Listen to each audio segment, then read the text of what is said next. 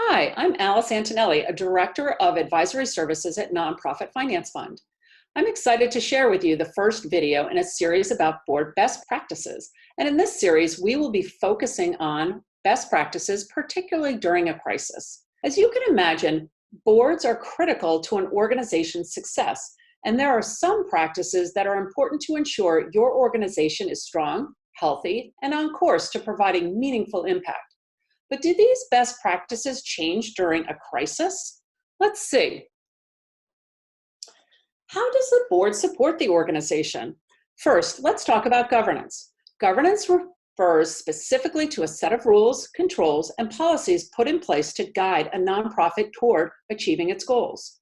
So let's look at our chart, starting on the left-hand side.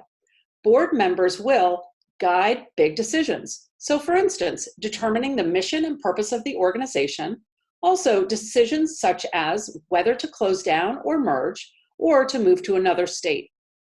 Board members will also determine and approve the overall strategies and priorities. They will oversee financial health, like safeguarding assets from misuse and waste, also hire the executive director and assess their performance. They will ensure compliance with federal, state, and local regulations. And lastly, they will monitor and revise budgets and plans to maximize the use of resources. Now, on the support side, on the right, board members should offer advice, knowledge, and wisdom, support the revenue strategy, be ambassadors for the organization, representing the organization to community and the public at large. Lastly, volunteer, like serving meals to clients, cleaning up playgrounds, or being an usher at a performance. Now, in terms of crisis, let's make sure that your board has addressed these questions. This is a good time to review your board and organizational policies and procedures, making sure that they are up to date, or if they don't exist, creating them. For instance, policies such as succession planning or reserve policies. Also, looking at the business contingency and continuity plan. Do we have one? And is it up to date?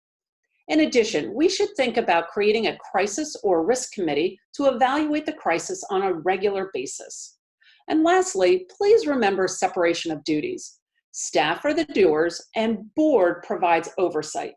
Let staff crunch the numbers, do the analysis, while you provide advice and strategic direction. That is all for this video. Next up is big picture thinking.